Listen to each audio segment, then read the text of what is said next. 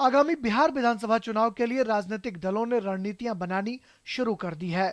पटना में जहां लालू प्रसाद ने अपना जन्मदिन मनाया, वहीं पूर्व मुख्यमंत्री जीतन राम मांझी नई संभावनाएं तलाशने दिल्ली पहुंच चुके हैं।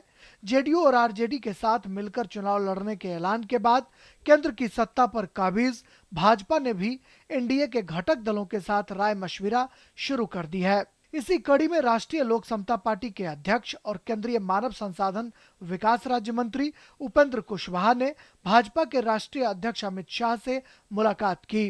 कैसे आगे हम सब लोग मिलकर बढ़े बिहार में, इस पर थोड़ी बात हुई है और आगे फिर वार्ता का दौर शुरू हो, जल्दी निर्णय हम लोग कर लें, एनडीए के अंदर जो कुछ भी करना है उसका निर्णय जल्दी हो जाए, इस पर बात हुई है।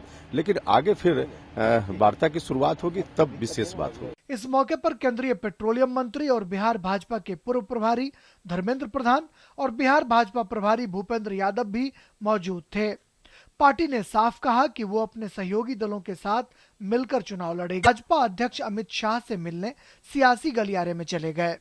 राष्ट्रीय अध्यक्ष भाजपा शाह साहब से हम लोगों ने बिहार की इसी परिप्रेक्ष्य में बात किया।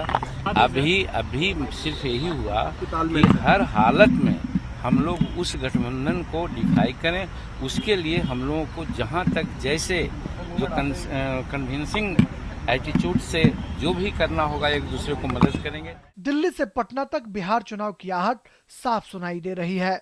आरजेडी अध्यक्ष लालू प्रसाद के 68वें जन्मदिन पर उन्हें बधाई देने पहुंचे सीएम नीतीश कुमार। मौका भले ही जन्मदिन का हो, लेकिन लालू ने विरोधियों पर निशाना साधने में कोई कसर नहीं छोड़ी। वहीं बीजेपी भी जनता परिवार की एकजुटता को कटघरे में खड़ा कर रही है। उस बिखराव को रोकने के लिए हम लोग इकट्ठे हुए हैं गठबंधन। इसके पहले भी महागठबंधन बिहार में बना के हमने शिकस्त दिया यहाँ बीजेपी को, तो हम शिकस्त देंगे, हम लोग जुटे हैं। नीतीश जी, आप खामोश क्यों हैं? लालू जी ने आपको मुख्यमंत्री मान लिया, जहर पीकर मान लिया। बाकी लोगों ने, मुलायम सिंह ने कहा कि लालू जी ने मान लिया, लेकिन आपकी चुप्पी, ये विलय की उत्कंठा और गठबंधन से परहेज, ऐसे तो नहीं चलता। 243 सदस्यों वाले बिहार विधानसभा के चुनाव सितंबर-अक्टूबर में संभावित हैं। गौरतलब है कि बिहार में 2014 के लोकसभा चुनाव में भाजपा, लोजपा और राष्ट्रीय लोक समता पार्टी एनडीए के बैनर तले संयुक्त रूप से चुनाव मैदान में उतरी थी, जिसमें 40 लोकसभा क्षेत्रों में 31 सीटें जीतने में एनडीए को कामयाबी हाथ लगी थी।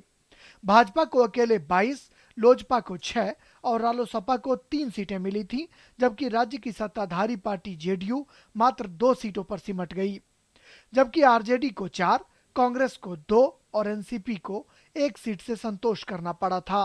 लोकसभा चुनाव में मिली ताबड़तोड़ सफलता से भाजपा उत्साहित है और बिहार में किला फतह करने के लिए तैयारियों को फूल प्रूफ बनाने में जुट गई है।